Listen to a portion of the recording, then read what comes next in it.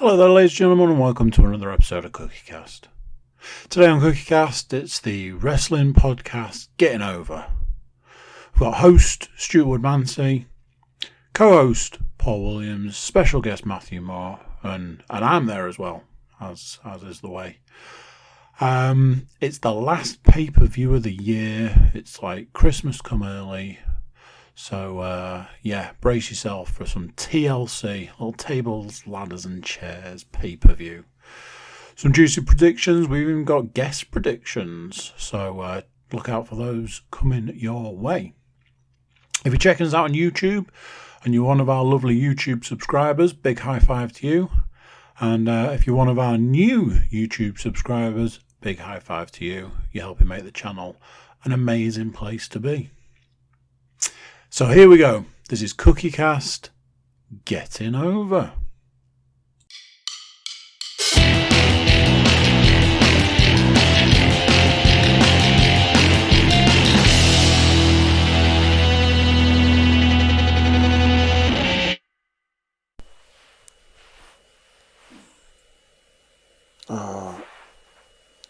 Why do we have to have issues? Quick, Stu, cover for my technical errors. Quick. I'm not going to start singing. You want to keep listeners, not drive them away. Surely. Are we? How are we fixed, Mr. Cook? Yeah, everything's the way it was yesterday for the NFL podcast, where I announced that nothing was recording. Obviously, when I went and coded it all up, absolutely was recording, so that was a joy to listen to. I'd have used the line from the original Star Wars of everything's fine, everything's fine, nothing to see here. Hi, how are you? Except for Matt and Paul, I have no idea what I'm talking about. So now that we've briefly discussed NFL and Star Wars, welcome everyone to Getting Over, the wrestling podcast. We are here for Getting Over number 26, which can mean only one thing. We're joined by Mr. Matthew Moore, Mr. Hello. Paul Williams. Hello. And of course, the head honcho of CookieCast himself, Mr. Andy Cook. Hello there. I say it can mean only one thing. We're all here. There's definitely been some wrestling. There's definitely going to be a bit more wrestling. So let's get into it. For the predictions title, last time out, not only did we have a new champion, Mr. Cook, but we also had a brand new challenger, and we welcomed the guest predictions of Jack. Would we get a new champion? Could it be Jack to topple the reigning champ and possibly claim himself a prize in the process? Let's find out, shall we? So we were here to discuss Survivor Series last time out. I've got a little bit of a system for totting up the points, and it involves some colours and bit of highlighting, and that's what happens when you're married to a teacher. And I use red and blue. I'm sure you can get this one. Don't blame being married to a teacher. You would be doing this no matter what. Can neither confirm nor deny at this stage. So let's just say there is an awful lot more red than I would have hoped to have seen, and that wasn't because I was scoring it for Raw and SmackDown. Now, Paul, there was a bit of back and forth in the meantime, thinking he'd got no points. So, that's going to bode well for the lad. So, we all know by now that it's usually me that is last. And I'm pleased to say, this month, me and Paul are both last. we both scored a whopping 3 points. But that is still 3 more than you thought, eh, Paul? So yeah, I thought I'd absolutely shit the bed. Turns out it wasn't just you. So at least we can share that accolade for this month. Now, the question is, would Jack get himself the prize from beating us at the predictions? Well, it was close. It was a very close run thing between Jack, Matt, and Andy. Jack, unfortunately, has found himself in second place on this occasion with 4 points. So only one more than me and you, Paul, as well. So that's which then something means to take us Which then means you might have picked up on that when I said he's in second place, that's because we have got a joint first place this time around. Both Matt... My favourite thing in the world, a draw. My favourite thing in the world. Well, you'll be pleased to know I've got a little remedy for that in a minute. So, you bought another title? You wish. You haven't bought another one. You're just going to give away one of your titles. They've all gone. They've all gone. You can't see them now, can you? They've all gone. Good point.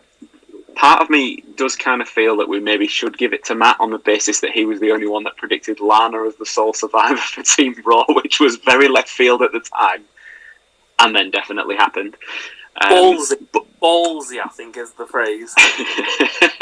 I'm just not sure that you hadn't had a few before we started the podcast last time, to be honest. So, well, it's like I say, Jack did put up a bit of a valiant fight, but couldn't quite top you guys. So, with you guys both scoring 5 points, it's tie-break time. I know you love this. So, as we will discuss later on, we're all here to predict the next pay-per-view the final pay-per-view of the year, which is TLC. But without Google, what I want to know is which year did the very first TLC match take place in WWE?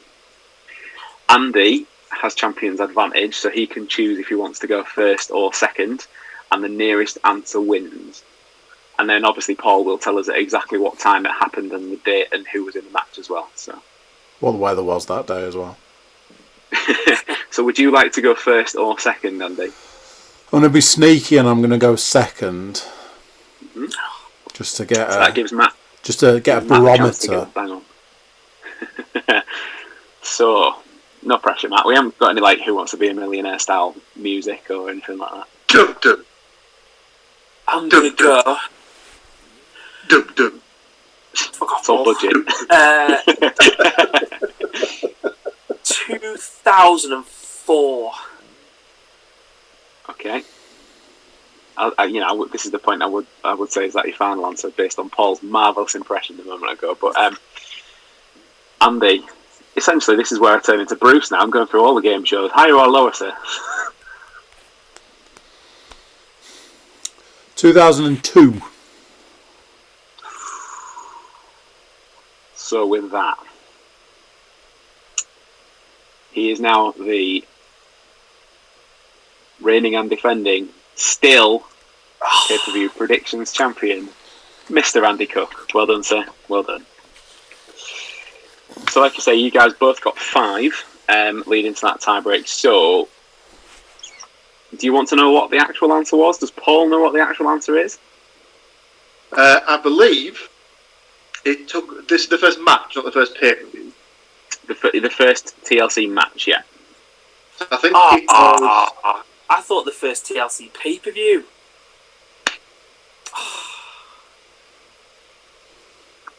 Sorry. Oh man, now I feel bad. Now do I need to scramble for another question? Go on then, Paul. But yeah, the first TLC match, I believe, was SummerSlam 2000. Is the right answer. Won by Edge and Christian against the Hardys and the Dudleys. So yeah, that is absolutely nailed on. So I'm loving the new headwear for those. I was going to say, well, I feel you're going to keep that going all game. I feel at this point in time that it should be more of a crown because I think I've pretty much sewn this year up as far as title victories is concerned. I mean, it definitely, possession is 9/10 of the law, and it's definitely been at your house. Well, there is that.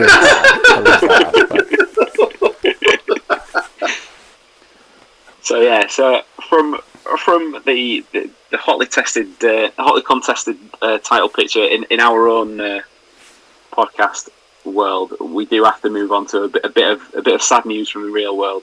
Between the last podcast and now, Mr. Pat Patterson passed away, age 79. Some of you will know Pat as being one of Vince McMahon's stooges during the Attitude Era, but if that's all you ever saw of him, his wrestling career did date back quite a way. He started out in 1958 in Canada, which is where he's from, and predominantly probably be linked to. It'd be remembered because he's been linked to so many firsts during his career. The one that everybody will always give is the first ever Intercontinental Champion. If you don't know how he won that title, look up the now infamous tournament that possibly happened at some point that might not have. And but it was the first openly gay wrestler, and that was discussed in his autobiography back in 2016. But I suppose, like, you know, as much as that, the thing he'll probably be remembered for the most was that he actually invented the Royal Rumble match. And like tributes have been pouring in all month, and from fans and superstars of all generations. So unfortunately, some sad news to kick us off. But you know, we can't not mention him especially because of all the contributions that he's kind of given to what we all watch and enjoy now. So yeah, I had to mention him there. They always used to say on like a lot of the podcasts I listened to that he's always like looked at as the best like finish guy in the company as well. Like he'd help come up with the most creative ways to end the match and stuff like that. So that was another sort of notch that he had to his belt, so to speak. Did you see the Sami Zayn tribute that he put up on Twitter? So is this when he won the title? When he won the NXT title, yeah, and they apparently tried to stop Pat Patterson as a backstage guy going out into the ring, and the person who was stopping him, he was just politely told to F off. There was no way he was missing the celebration, so yeah, quite enjoyed that.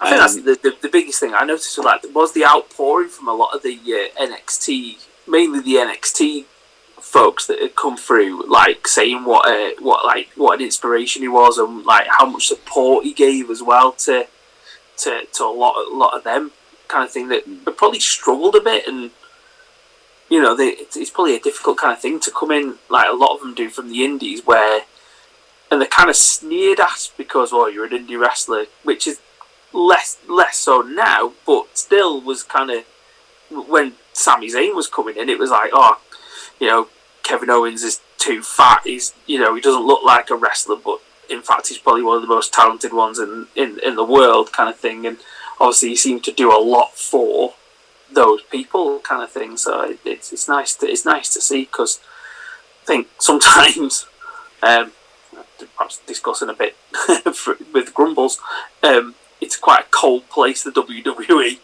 and we've seen that side of it with like the people being released who'd like got rid of their wrestling schools, or had been there for 30 odd years and was like not a face of the thing, but everybody knew who they were, and it seems nice that that this person's still thought of highly and kind of spoken really well of, kind of thing.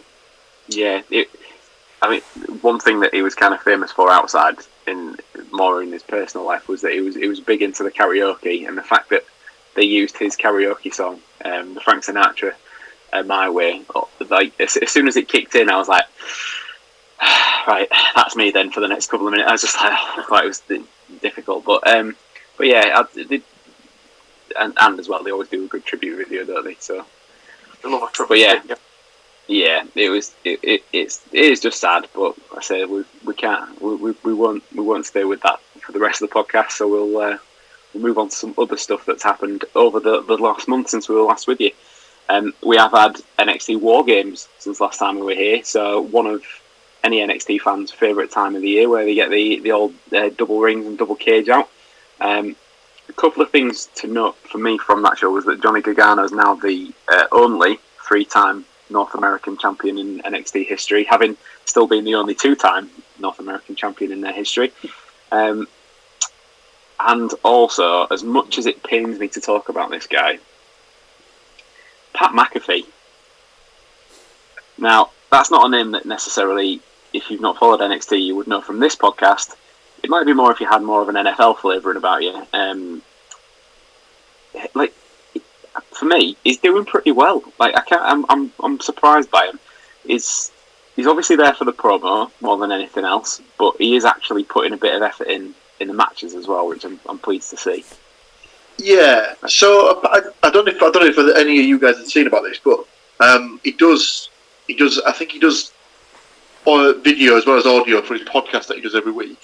And apparently the first podcast that he recorded after War Games, he turned up with a neck brace on.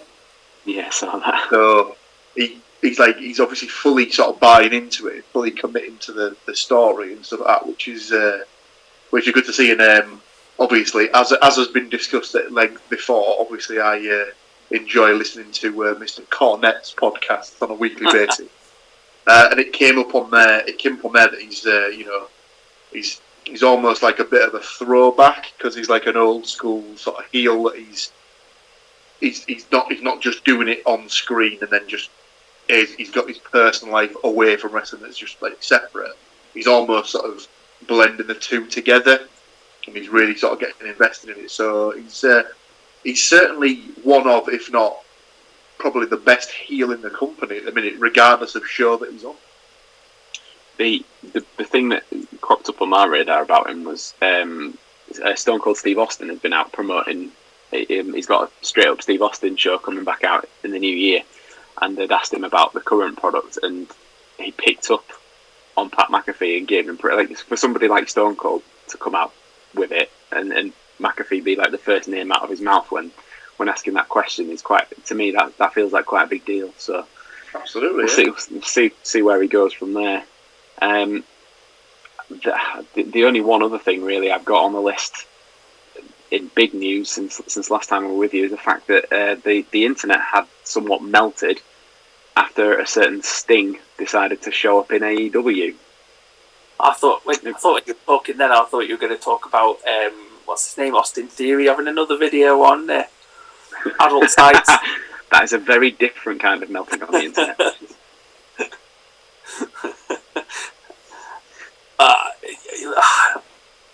I can't. I'm really kind of. AEW is going a very weird and dangerous direction at the moment. I mean, we've already commented on how awful the figures are, and obviously they've released another set of them today that are. I mean, bang average is polite. Shit would be closer. And then it's go on, Matt. Sorry, I'll let you finish. And then the crossover with TNA is, I mean, that really successful wrestling company that did so well, and I don't know. I think we've touched on it a few times before, and it's when they first started out, you thought, they're going to be something different. They're going to be something. They're not going to do the WCW old WWE people. They're not going to do the TNA washed up WWE people. And then slowly but surely, as you go along, it's like, there's another one, and there's another one, and there's another one, and you're just like, people weren't that, maybe people were excited when Sting came to WWE. They certainly weren't excited when he left, and they weren't like, oh, gutted, I can't believe he's gone, and you're just like, apparently he wants to wrestle another match, great. What? Yeah, it's going to be awful. Well, he's 61, I think.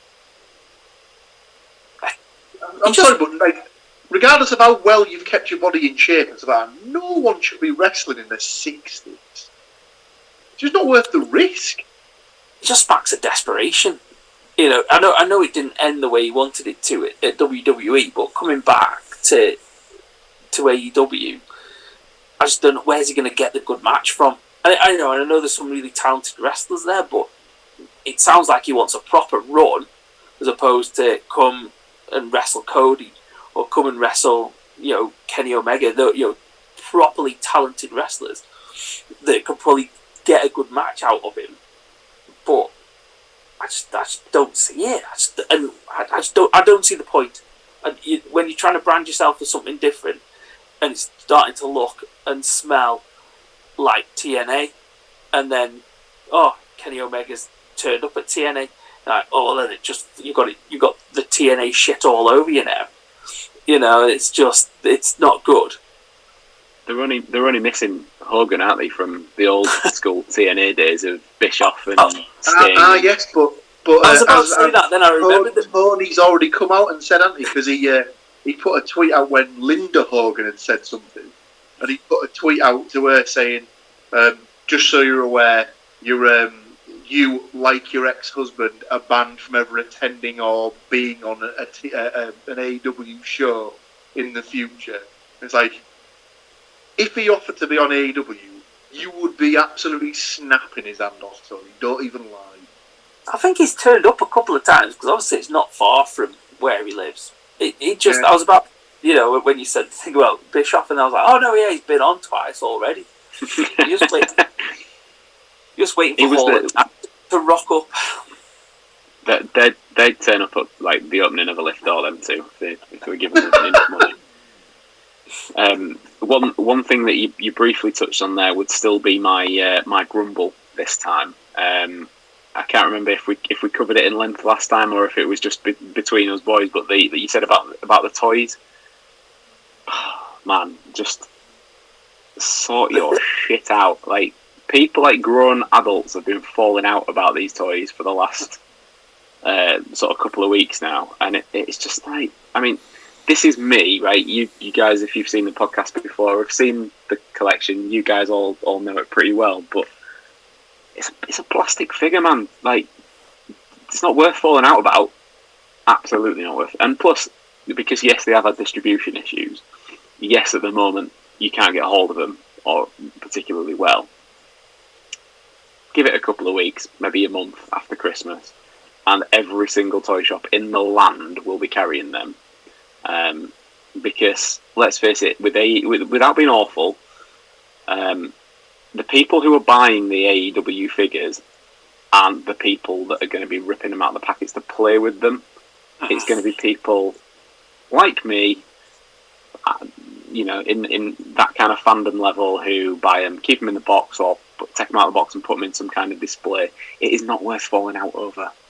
You'll be able to get them in a bargain bucket, in a bargain bin sooner rather than later, because not many people are going to buy them. It's still niche. It's not like So what I'm saying, Matt, is give it 6 weeks. Head to your local B&M bargains, and you'll be able to just get a cracking. By the time we're through the third lockdown, about March time, you'll be able to pop into Smith's or The Entertainer and pick yourself the whole set up for about 40 quid. One thing that was just the final thing on those that you'd said about they've announced like a new line of them as well. So they've already announced Wave 3 when they can't get Wave 1 in stock, but within Wave 3 is going to be everybody's favourite Geordie wrestler, Neville, or Pac. Everybody remember what his full nickname is? Bastard. The Bastard.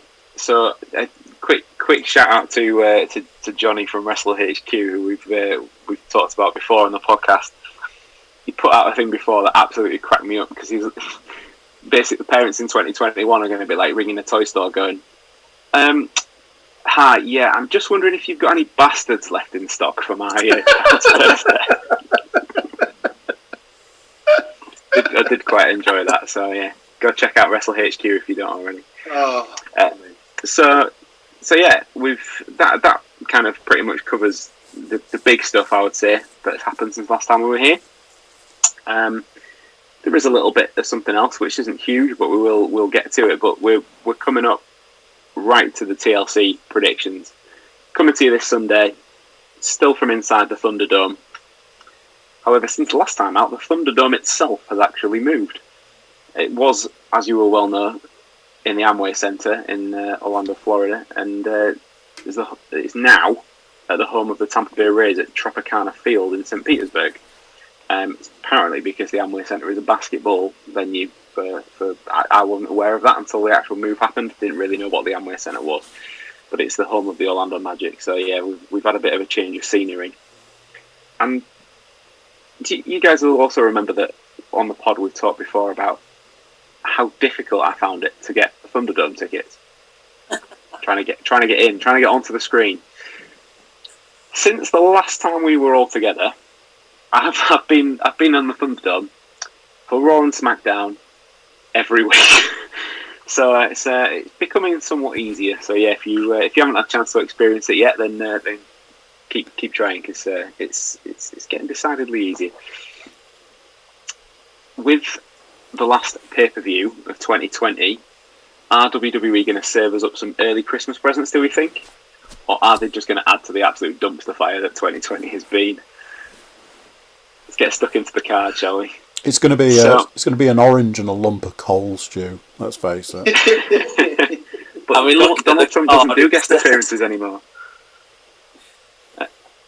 Yeah, so as always, the following matches have all been announced at the time of recording.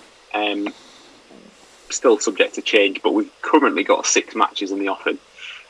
Andy will be, as always, delighted to know that the first match we're going to talk about features his all-time favourites, the New Day, defending the Raw Tag Team Championships against the Hurt Business.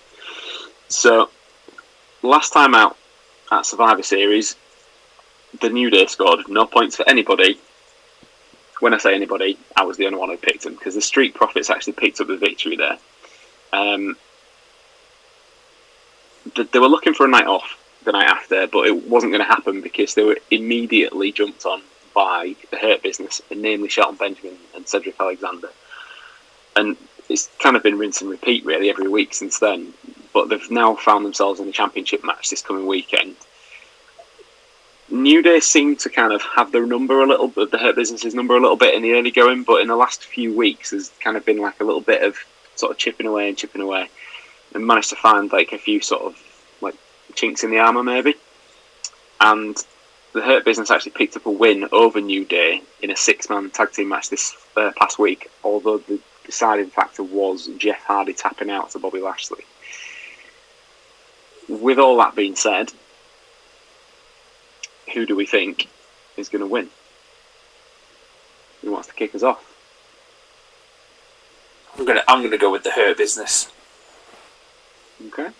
I think it's got to be a payoff at some point, and if I think it's like, oh yeah, we'll head into the new year as the tag championship, and kind of a bit of a undisputed era kind of prophecy type thing, because they don't rehash stories or anything. Oh, there's no way that MVP is going after the main title, though. Surely it'll be 24/7. Has to be. Yeah, they'll kind of rehash it somehow to kind of. Okay, I've got you down for the Hurt Business, Matt. Andy. Hurt Business for me, please, sir.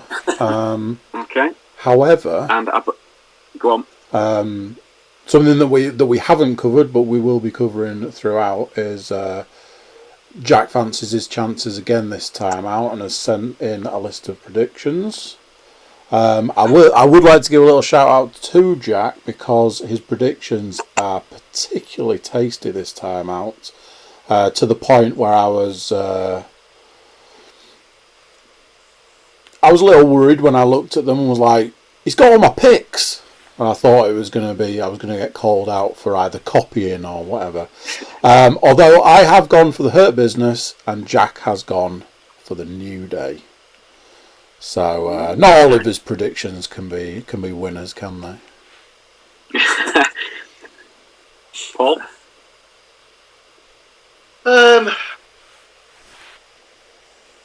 Usually this is where I'd sort of like pick the titles to change hands, but nah, keep them on the New Day for another couple of weeks, and like have it as 2021 is the year of the Hurt Business or something like that. Wow, I'm surprised. I thought that was going to be a clean sweep the way that was shaping up. I have gone for the Hurt Business. So even with Jack not present for the recording, instantly playing for points already, he definitely knew that we were all picking the other team. So looks like Paul's joined him in that. The next match on the list is the SmackDown Women's title match between Sasha Banks and Carmella. So after finally dispelling the myth that Sasha couldn't defend the singles title with a victory over the former champion Bayley, Sasha has had no time to rest. she's been the focus of the returning Carmella, who has pretty much attacked her every week since she decided to show her face again.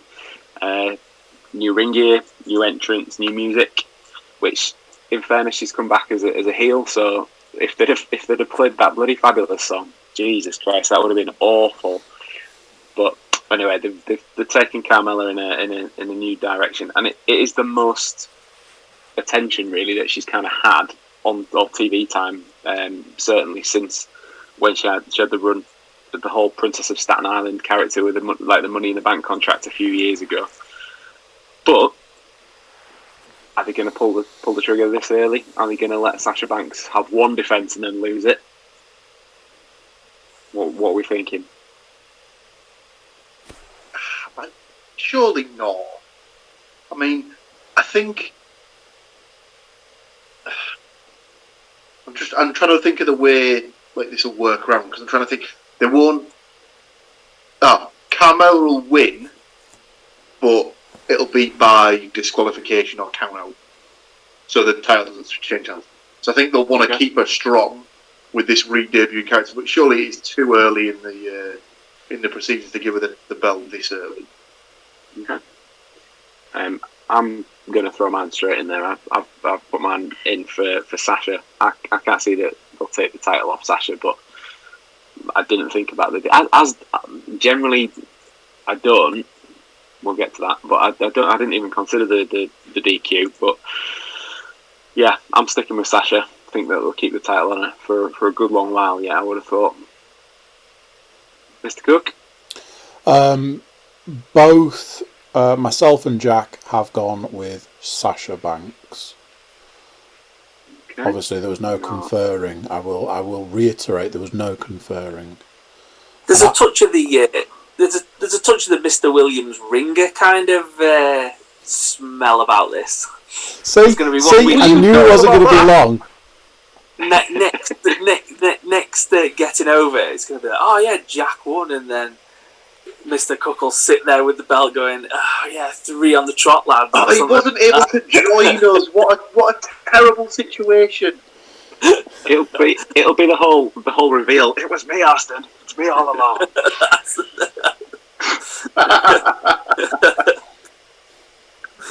So they say that's just Matt then to pick on this one. Who are you going with, Matt? Or just pick whatever Andy's picked. Or Jack, or Andy Jack, or whatever.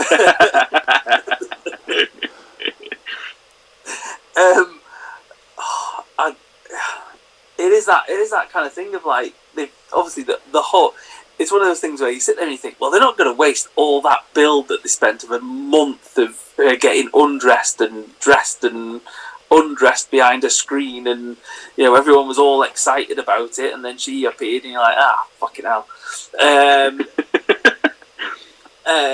So, like, yeah, I'm going to go with Sasha, because I just think that she's obviously, she's a good kind of face for the company and stuff like that at the moment. Go on, Paul. Just you said that they wouldn't put all that time and effort building her up to only then have it sort of last for a week and then just drop it all again. I think it was laden with sarcasm. I think was the. Sorry. Yeah, it's just. I was just going to say. Obviously, we're forgetting that Emelina was ever a thing. Yeah. I think WWE is forgetting that Emelina was ever a thing. I think at the time they wrote it, they'd instantly forgotten it. What the fuck was that? Or the rebranding of Liv Morgan, which came and went, and yeah, it was literally lasted for the length of a cake smash, and that was it, wasn't it? Yeah, basically. So, from one women's match to then one women's champion to another women's champion, although this time the Raw Women's Champion is in a tag team title match. This has thrown up a few question marks. This is where you probably wouldn't expect it to be a good range of options, but we've got a good bit of predicting to do here. So for those of you that have been keeping up, and obviously seeing as we mentioned it before, Lana was the sole survivor at Survivor Series. Well done, Matt, for being the only person crazy enough to actually pick that. And you all laughed at me and you thought, he's been drinking more. He's been drinking more than just beer. You know, there's other things that have been going on in that house, kind of thing. And no. You say that we laughed at you. I mean, it wasn't for like the full podcast, but it was for a good portion of the predictions section. Mocked is the phrase I think is. Well, the momentum kind of changed then for her at Survivor Series. Like, just again, please don't adjust your devices. That did actually happen. But after the win, Nia Jax and Shayna Baszler have still been intent on destroying Lana.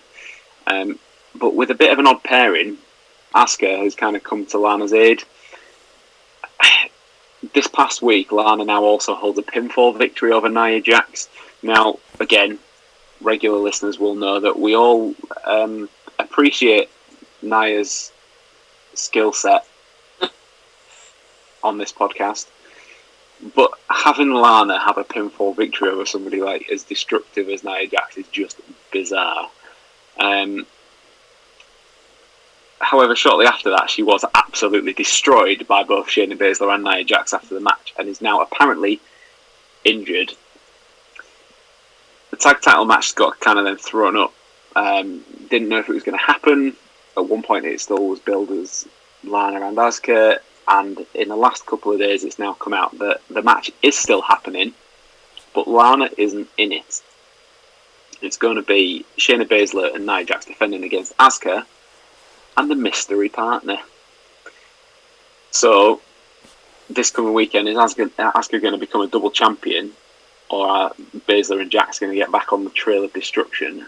And who is the partner going to be? So this time around we have a point for the match winner, and we also have a point for if you can predict the partner correctly as well. Now, I believe Jack was all over this, so maybe we need to start with Jack's predictions this time. Jack was all over this, but I've just re-looked at what he's claiming, and I will read his exact words. Asuka and mystery partner. In brackets, Jack thinks it will be Lana.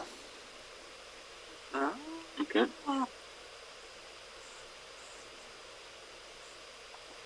Okay, that's fair enough if they're throwing a bit of mystery up about it, but then I suppose that's going to rip the ass out of everybody that's wanting it to not be Lana still for the match. But yeah, okay, that's fair enough. I've got him down in the book. Do you want to go next? What I would say at that point in time is we'll take a small commercial break and come back with the rest of the predictions. So hold that thought. See who ends up where in the return. Let's do that one. Right, we'll be right back. Ooh.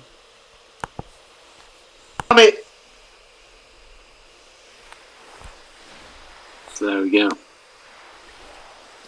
Back quicker than you could actually have time to watch a Lana match, as we were discussing it. So, Paul, straight in. Carry on, sir.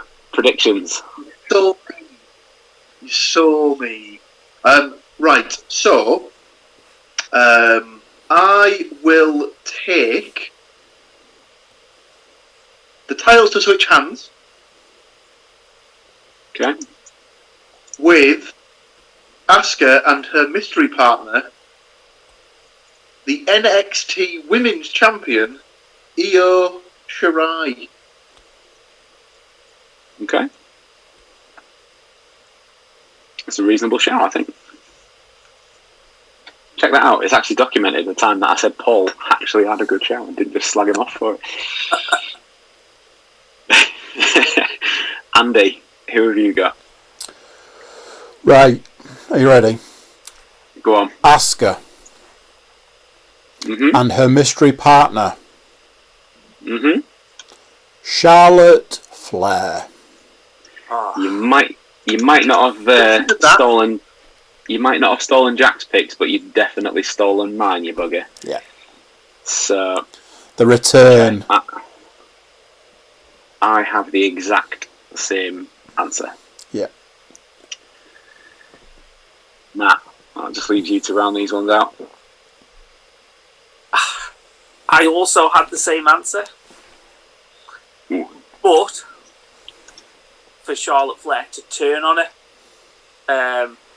so she comes out as a partner, but obviously during the match at some point, because obviously she'll want and probably get the Raw Women's Championship soon. Because she'll be given number one contendership status, like within like the fact that her toe has crossed the threshold of the ramp. Surely that's how that works. Yeah. So yeah, and then obviously those three become like a thing. I kind of toyed with the idea of Mandy Rose, for want of a better phrase.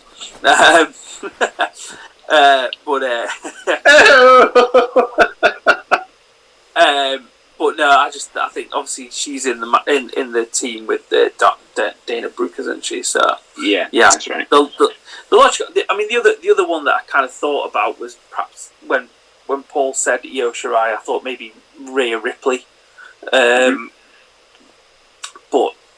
I don't know. It seems to have kind of gone a bit flat for her and that kind of thing. So yeah, I'll stick with Charlotte Flair, but turning on her during the match. I've got you down in the book for that. So that's three of us then going for Charlotte. My only other consideration for that was going to be, I was wondering if they'd get Kairi Sane back as a one-off. I think if it was Kairi, she'd get like a bit of a send-off that she never really had. But I don't know. Like it's just if it is Kairi, then obviously they're not going to win. Get a proper send-off from Nia Jax. The stuff that dreams are made of. For half of the women's roster. Anyway, we'll leave that one. Leave that one alone. Moving on then. I don't know if it's going to get brought up later on, but I did see something quite funny on Twitter where it was there was rumours that came out that Vince had asked for Keith Lee to be sent down to the Performance Centre for some more polishing and like some more not training as such, but just for sort of like getting to sort of work on certain things. And there was a meme that someone had put on Twitter where it was like I don't know what the meme is, but it's a picture of like a toy bear or something. It's the bear that's got that sort of that look that's like looking over its shoulder, and it was basically so that it was like the quote was like Vince, Keith, you need to go back and do more training so you get better. And then the next part was just basically a picture of that bear and just Nia Jax, and just like which I thought was quite funny. That is a strange one, that. Go on, Matt. I was going to say, being as you brought it up, you might as well put 30 seconds on there. That was me. On a stopwatch, please. Is it on Jack's watch?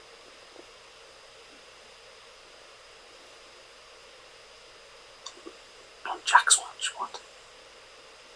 Here we go. 3, 2, 1, off you go. How have you managed to ruin the most over superstar in the company in less than a month? Send him back. Right, let's send him back to the Performance Centre because he's not polished enough. No, you're too tight to pay for his decent music that he had. You made him wear daft clothes. You made him sound absolutely ridiculous in his promo, and you stuck him in a program that wasn't going to go anywhere. It's not Keith Lee's fault. It's their fault. There you go. Very succinct, that one. Safely within the 30 seconds. Oh, man, I can't say I disagree with any of that. None of what has just come out of Matt's mouth was anything other than the absolute truth there. Steady on, Elias. It was just when it came out, I was like, yeah. And then the biggest kick in the knackers was the Keith Lee documentary that they put out. I was like, hang on a minute. You said obviously either nobody talks to each other in this place, or somebody talks and nobody listens to them. I just thought, you kind of felt Otis has been sent back, and you think, fucking hell, he's been on the main roster for 2 years now. Be a good while. Maybe not quite 2 years, but it's been longer than a year, certainly. Yeah. And it's like, all right, well, he needs to be sent back for polishing. No, all these storylines that you've created, you've managed to make your way through them, absolutely fuck them all up. And the fact that Keith Lee has been sent back down, if he has been sent to the performance centre it's just criminal that they've not managed to. He was so far over, it just wasn't even. It was a given that he was going to be fine, and just step after step, it was just like, all right, yeah, he's not going to have his normal music because we've fallen out with whatever that is. Is it CFO $ thing? Yeah, whatever they are.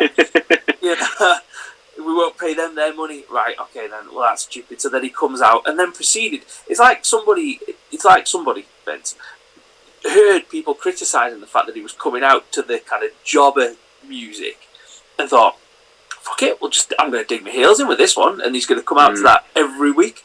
And then, we'll concede a little bit that he looks like he's coming out in his jammies or something like that.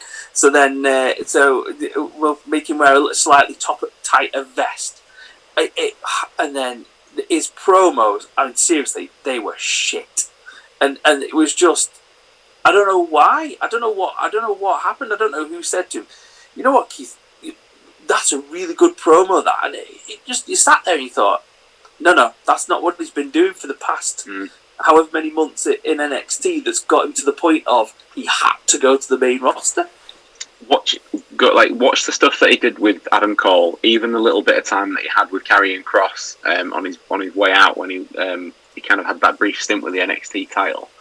Even watch the first promo from against Randy Orton, and the presence and the delivery and everything of it, is far and away from what it is like right now. The very little, it seems like they've just taken that option away from him. Like they're not giving him time to actually deliver anything. He's just steadily been turned into the token big guy, and now Vince has got it in his bonnet that he likes big guys, but he wants the big guys to be like 80s roided up muscle men again. It's kind of like history repeating itself, and it's not going to be that way unless you call Braun Strowman, because I mean that guy has been absolutely shredding for the last couple of months now and more. But there was nothing if it's that whole thing in it. It's like, if it ain't broke, don't fix it. And he's just meddling for the sake of meddling for me. And I agree with what you said about him digging his heels in. I think it's not that they don't hear the feedback; they just think, fuck it. It's like they literally took the car apart and then lost the body. It's like, fuck, what have we done with it? It's alright, send him back to the performance centre, because that's not going to result in him being absolutely lost down there. They'll start to build several of the kind of shitty storylines, and it'll be like, has anyone seen Keith Lee in 6 months? And no, he's buried down in the performance centre for the duration of his WWE contract. Well, speaking of a loose game of hide and seek, then, if you will, let's move on. Let's move back to the card and to the feud between Randy Orton and the Fiend Bray Wyatt. To me, this is kind of probably the most investing feud that's actually going on at the moment, and I did not expect to be saying that. This weekend, the Viper takes on the Fiend, and recently Alexa Bliss has been paired up with Bray Wyatt. And Orton seemingly thought he'd found Wyatt's weakness by sort of threatening Bliss, picking her up and kind of almost threatening to take her hostage, and then kind of when he realised what that was the card, kind of just letting it lie for a little bit. I guess unfortunately for Randy Orton, that's just added more fuel to the fire. And if anybody's seen Raw this past week, plenty of fire. Orton tried to lock Bray Wyatt in a box, big wooden box, because Undertaker's gone now, so they can bring that sort of shit back out again. And it sounds kind of painful, right? Being locked in a box and then that box being set on fire and possible shortness of breath and all the heat and all the rest of it. Well, not if you're fireproof and ultimately badass alter ego is just can step right out of it. He went into the box as cardiganed Bray Wyatt and came out as the Fiend. Did look pretty good on TV, I'll give him that. But then, having transformed into the Fiend, Wyatt also applied the mandible claw to close out the most recent exchange that they've had. That then leads us to Sunday. What path is Sunday going to take? I have gone straight in on this one, and I don't want to taint. Obviously, Jack's made his already. We've got Jack's loaded up, but I don't want to taint anybody's opinion. But as I mentioned it earlier on, I hadn't really thought at that point about a no contest. This is where I put that in. I think if Orton wins, then it kind of kills the Fiend character a little bit more, because Orton ultimately got the victory over him years ago when they did this as the old Bray Wyatt as well, leading into WrestleMania. And to me, that would then show no character development whatsoever. So, similarly, if the Fiend beats Randy Orton, what are they going to do with Orton for the next however long? I don't think this is the end of them two by any stretch. I think very much that Wyatt is the placeholder until Edge makes his return again. Mm-hmm. But I think they need to drag this one out. So that is me. I am not contesting this one. Anybody else want to jump in? Is it Bray Wyatt or is it the Fiend? It is the Fiend. There was a match 2 weeks ago on Raw at a ridiculous time in the morning when I was very tired, where Orton challenged Wyatt as Wyatt, and they had a match, and then the screen started to go off and the lights went out. Yeah. And when the lights came back on again, it was the red lights with all the screens with like the mask segments on it. And instead of it being Bray Wyatt as he was, it was the Fiend. Now, see, in this day and age, we all kind of know how they've done that, and it was kind of seamless on the Thunderdome actual feed that I was watching at the time. But they've done it 2 weeks on the spin now, where they've pulled this trickery, if you like. But it's definitely going to be the Fiend this weekend. Just a normal match. Yeah. I'll go. I'm going to kind of tread on your toes a little bit, because I think no contest as well. I think Alexa Bliss will get involved, and there'll be some kind of something to do with her, kind of thing. Because I presume they're going to go for the payoff being a cinematic style ending to it that's got something to do either with, like, similar to the questionable kind of thing that they did with Randy Orton and Bray Wyatt, kind of. Mm-hmm. Was it a House of Horrors? Was it, or something like that? I can't remember what they called it. That one. The one where it ended up with the tree outside the burning house, kind of thing. yeah. Okay. So, yeah, no. You're down for that. Who wants to go next? I'll book the trend. I'll go for the Fiend to actually get the win. Just because I think I know obviously you can have the no contest and stuff like that, but I think even that sort of hurts him a little bit, because it's like, he couldn't really get the win, and I don't think he's lost yet, has he? As the Fiend. Oh, hang on. Yeah. Did Goldberg beat him when he was the Fiend? In Saudi Arabia, wasn't it? Stu's nodding. The feed hasn't frozen. I just still feel that way about it. I I'll stick with my guns. I'll still go with that. He'll win. To borrow some of Matt's thing, I think he'll win because Alexa Bliss will get involved. Okay. So we'll go with the Fiend, which leaves us with Andy and Jack. I agree with everything that you were saying, Stu, about if Randall wins, it'll absolutely piss all over the character development they've done for the Fiend. So get me right down for Randall, because that's what this company loves to do. I really don't feel that they've done the character development or continued the character development of the Fiend. As I said very early on, the Fiend had the possibility of being the biggest thing that company had ever created. And to me, I think they got so far and they were like, we don't know what to do anymore. So yeah, Randall Keith for me. Jack agrees as well. He's gone for Randy Orton. Wow. I think we spoke about it at the time. He should have had some kind of Undertaker / kind of special event kind of character thing, and it's just become a marketing tool again, and it's just, get him on as many times as possible so he can sell as many figures and belts and t-shirts and stuff like that. And it's just like, yeah, but if you would have waited a little bit, it could have been something that you had for the next 20 years. Yeah, it should have been bigger than just selling merchandise. It should have been something that they could have really built things around. I have no idea what you're talking about. Didn't think you would. He's let him in. Yeah.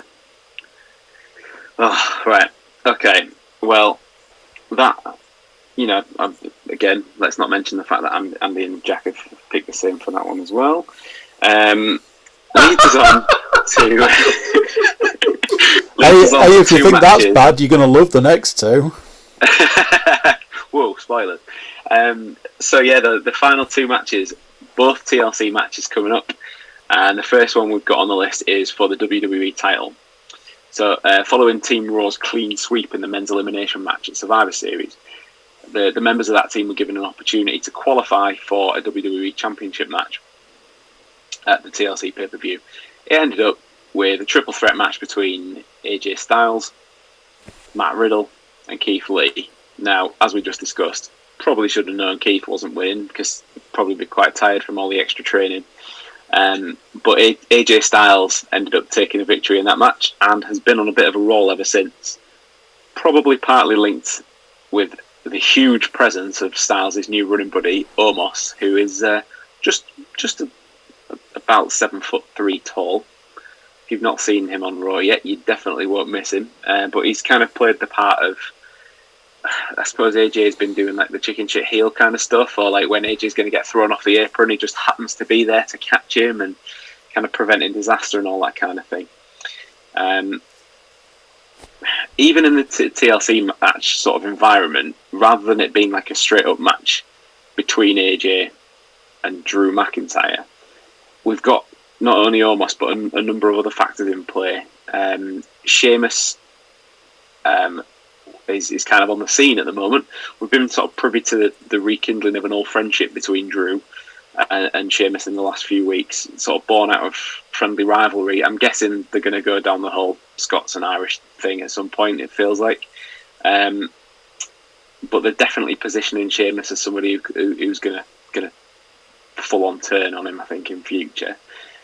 But not only have we got that, but we've also got The Miz and John Morrison lurking in the background, with The Miz holding the Money in the Bank briefcase.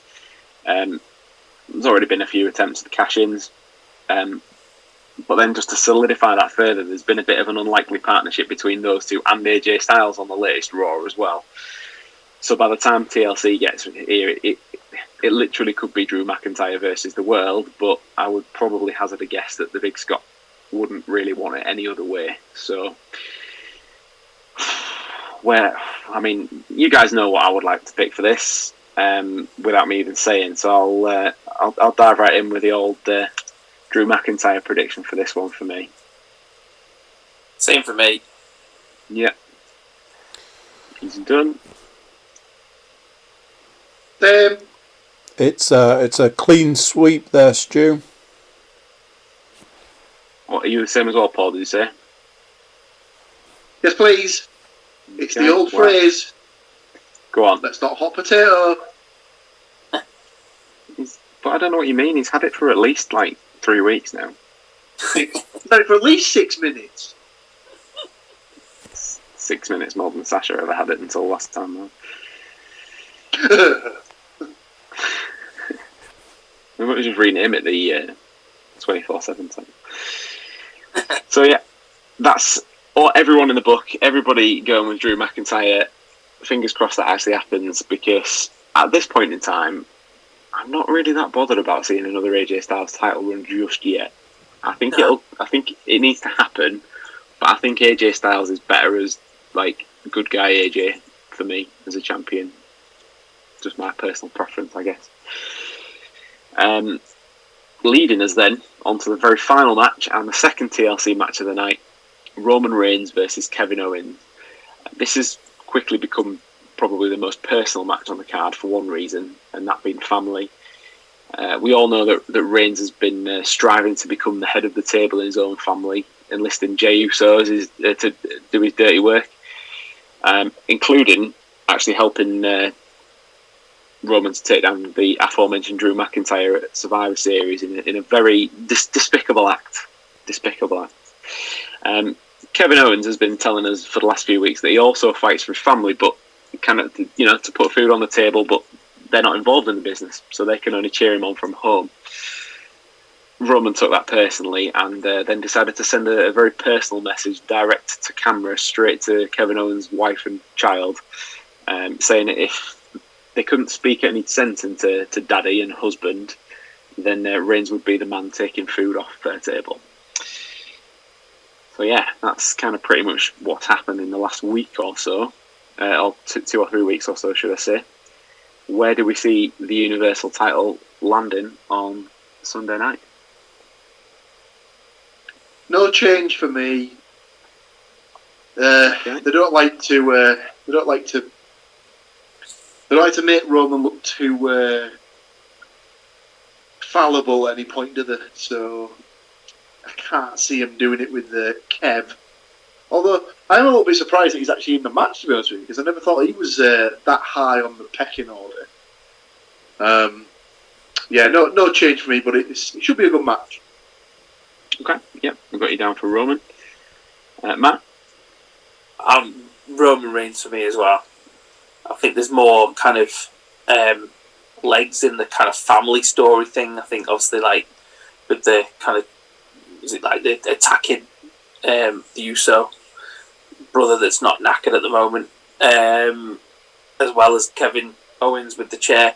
I think obviously they're building that kind of as a bubbling underneath kind of thing at some point, and kind of obviously I presume there'll be some kind of big emotional kind of thing with dads and granddads and however many generations of that family coming down and that type of thing, and it'll be a WrestleMania payoff, I presume. Mm-hmm. I'm gonna go with that kind of. Okay, so just note that one down. Can any of you smell that? Is it a pebble? Is a pebble? That's it. Yeah. smells like a boulder of some kind. Yeah. Oh, look at his face! Look at his face! Before the pebble grows into a full boulder, it has to become a rock and do a bit of cooking. Right, so that's just me copied and pasted Roman as Matt's prediction for every month from now until April time. That's solid. Can I just note that we've actually gone past the Randy Orton match at this point, and Matt didn't pick Randy Orton. That's something I never thought I'd do. Yeah, because I'm pretty sure if you go back a few podcasts, I think he said he's going to pick him for the last time, and if he didn't come through, he was never picking him ever again. Well, in which case, Matt's a man of his word. Yeah, absolutely. Okay, Andy, who have you and who's Jack got? Just who have you got first, and then I'll do Jack's. Jack's definitely separate. He said it out loud. Both myself and Jack have gone with Roman Reigns. For those of you listening along, please note the shock on my face by heading over to YouTube right now, watching this video back. So yeah, and in even more shocking news, that is another clean sweep. So the two big title matches in the men's division on the card, everybody has picked the same outcome. So that's it. That is the predictions complete. Ready for the last pay-per-view of 2020. Next time around, it'll be time for Royal Rumble and getting into WrestleMania season once again. And as we all know, better than Christmas. Definitely better than Christmas. So yeah. Just on the Royal Rumble sort of talk, just briefly, I saw that there was something on the internet that was arguing who the early bookings' favourite is, and I think what had happened is that they couldn't decide who was the early favourite when they were setting out the odds and things like that. So they did what any good person who can't work out what to do with the wrestling is done, and they listened to last year's Cookie Cast Royal Rumble predictions, and they decided to go with a bit of a left field pick.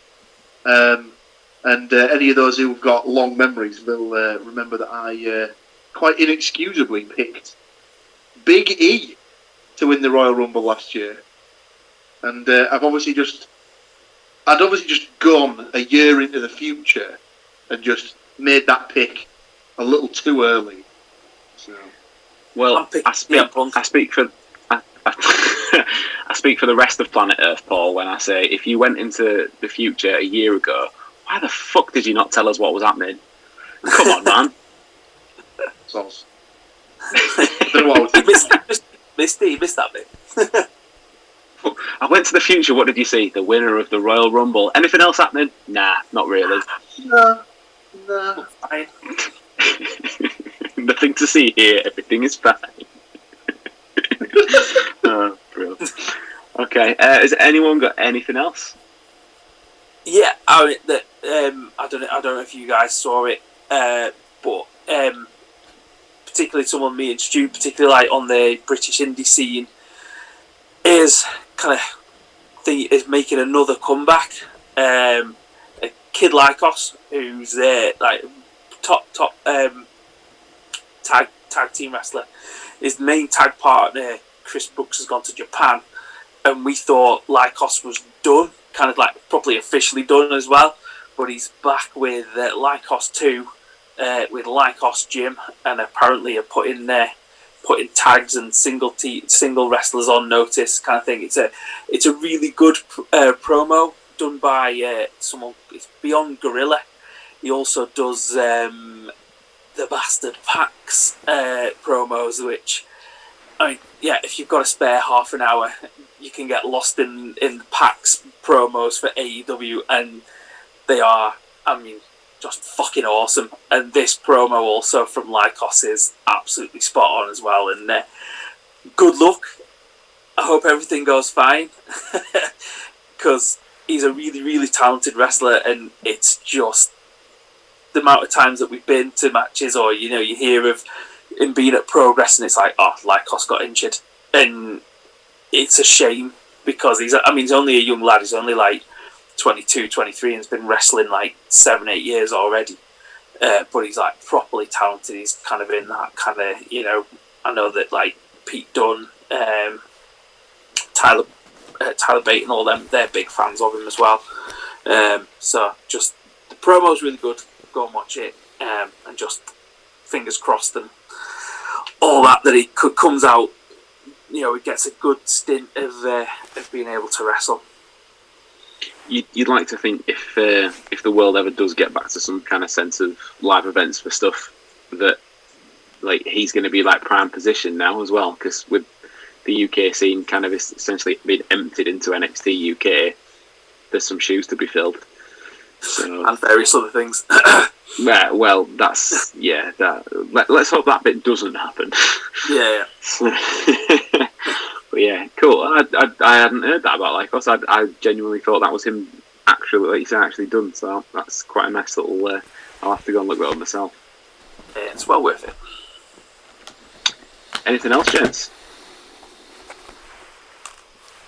That's it for me. That is it. Well, lovely. Thank you to everybody for listening along. Thank you to Jack for sticking in another set of predictions. Not mentioned it, but obviously if he does manage to beat us, there is still the offer of a prize. I have a box of said things that can be prizes just right next to me now. So if he wins, then we will be in touch.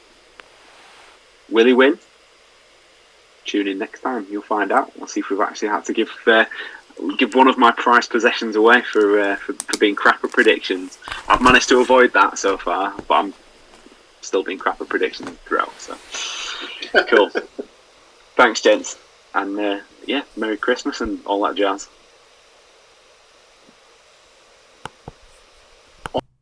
So there you go. That's it for this one. And that's it for pay-per-views for the year. The next one will be 2021. The new year, new season, new pay-per-views. Big thank you to Stu, Matt and Paul for doing the podcast and for another year's worth of wrestling content. If you're a YouTube watcher and you're a YouTube subscriber, you're helping making the channel a better place, so thank you. Don't forget there's also iTunes and SoundCloud if listening's more your thing. Check us out over there. Speaking of checking us out, you can check out our website, thecookiecast.com. Check us out there. We've got ways you can contact us and we encourage you to do so. So, there's that. That's it for this one, and that's it for the year.